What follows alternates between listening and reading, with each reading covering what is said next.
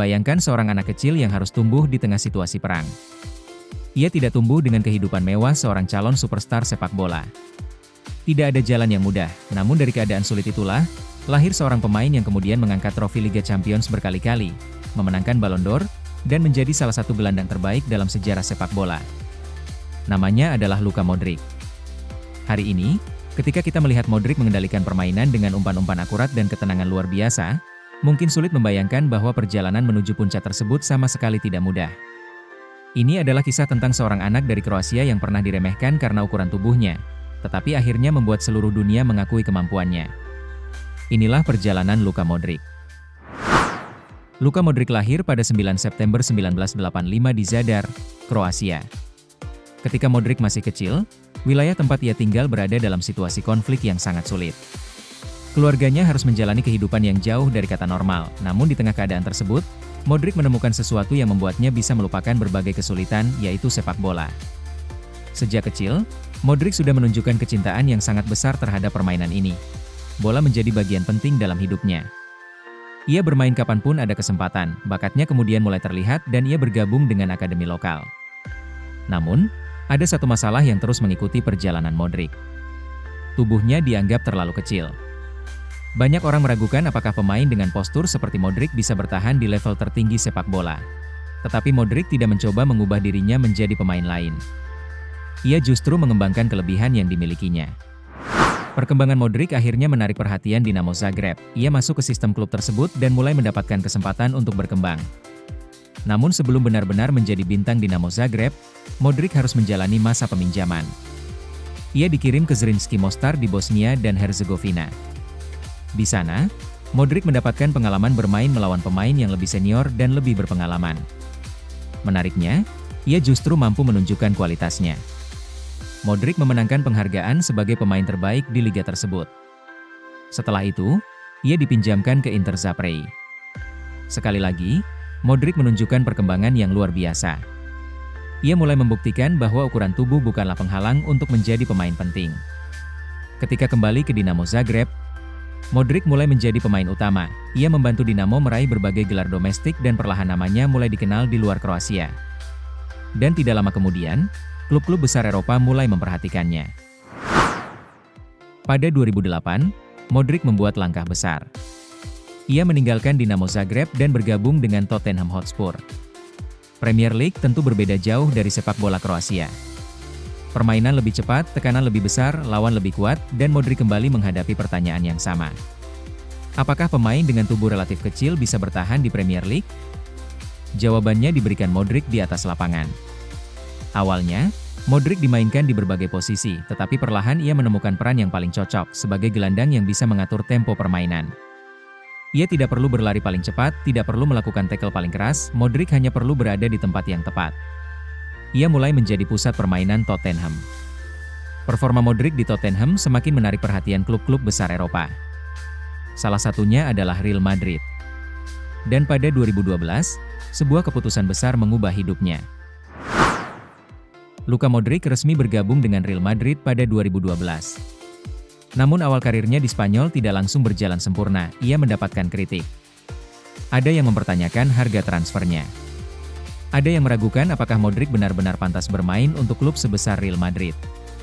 Bahkan pada satu titik, Modric sempat masuk dalam daftar pemain yang dianggap kurang berhasil beradaptasi. Tetapi sekali lagi, ia tidak menjawab kritik dengan kata-kata, ia menjawabnya dengan permainan. Perlahan, Modric mulai menemukan tempatnya. Kemudian datang seorang pelatih yang sangat penting dalam perjalanan karirnya, yaitu Carlo Ancelotti. Di bawah Ancelotti, Modric semakin berkembang sebagai gelandang yang mampu mengontrol pertandingan.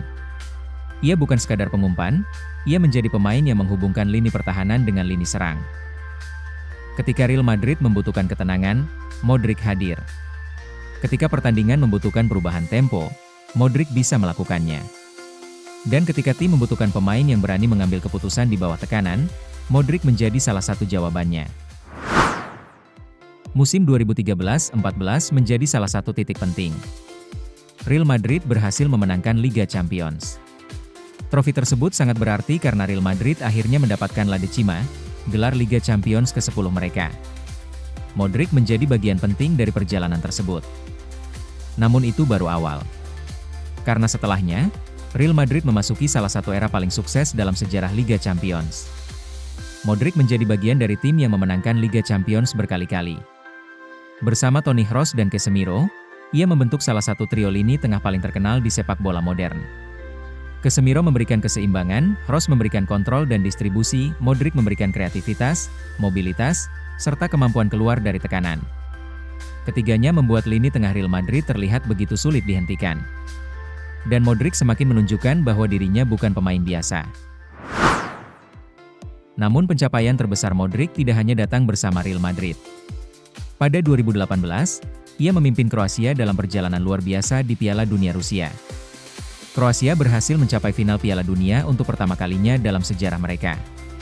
Modric menjadi pusat permainan tim, ia bermain hampir sepanjang turnamen dengan energi luar biasa. Kroasia akhirnya harus mengakui keunggulan Prancis di final. Mereka gagal membawa pulang trofi, tetapi Modric tetap mendapatkan penghargaan sebagai pemain terbaik turnamen. Dan kemudian datang penghargaan yang bahkan lebih besar, yaitu Ballon d'Or.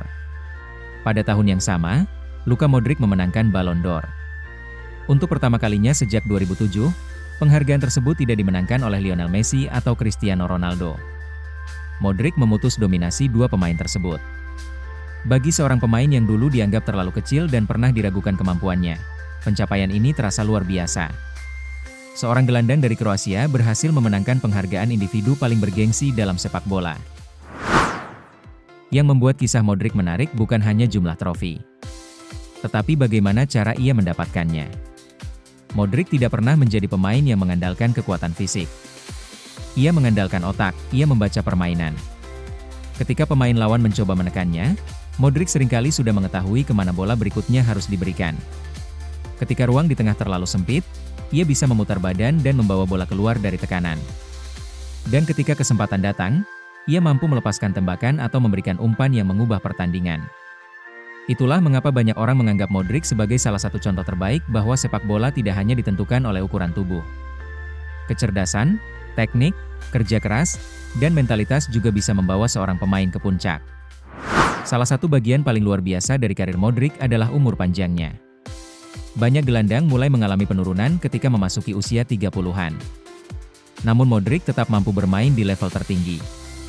Semakin tua, Modric mungkin tidak lagi bermain dengan cara yang sama seperti ketika masih muda, tetapi ia menjadi semakin pintar dalam menggunakan energinya. Ia tahu kapan harus berlari, kapan harus menunggu, kapan harus mempercepat permainan, dan kapan harus memperlambat pertandingan. Itulah perkembangan seorang pemain hebat, bukan selalu menjadi lebih cepat, tetapi menjadi lebih pintar. Luka Modric mengajarkan bahwa perjalanan menuju puncak tidak selalu dimulai dengan keunggulan. Kadang-kadang, perjalanan itu dimulai dari keraguan, dari kritik, dari kegagalan, dan dari orang-orang yang mengatakan bahwa kita tidak cukup bagus. Tetapi selama seseorang terus bekerja, terus belajar, dan terus percaya pada kemampuannya, jalan menuju kesuksesan tetap terbuka. Dari seorang anak di Zadar, menjadi pemain terbaik dunia. Dari pemain yang diragukan karena tubuhnya, menjadi salah satu gelandang paling dihormati dalam sejarah. Dan dari Kroasia, namanya akhirnya dikenal di seluruh dunia. Luka Modric, seorang pemain yang mungkin tidak memiliki fisik paling besar, tidak memiliki kecepatan paling tinggi, tetapi memiliki sesuatu yang jauh lebih sulit ditemukan, yaitu kecerdasan untuk memahami sepak bola. Dan mungkin, itulah alasan mengapa setelah bertahun-tahun berlalu, dunia sepak bola masih membicarakan namanya. Dan itulah perjalanan luar biasa Luka Modric, dari anak yang tumbuh di tengah masa sulit, menjadi salah satu gelandang terbaik dalam sejarah sepak bola. Jika kamu menikmati kisah ini, jangan lupa like, subscribe, dan nyalakan lonceng agar tidak ketinggalan kisah inspiratif pemain sepak bola lainnya. Sampai jumpa di video berikutnya.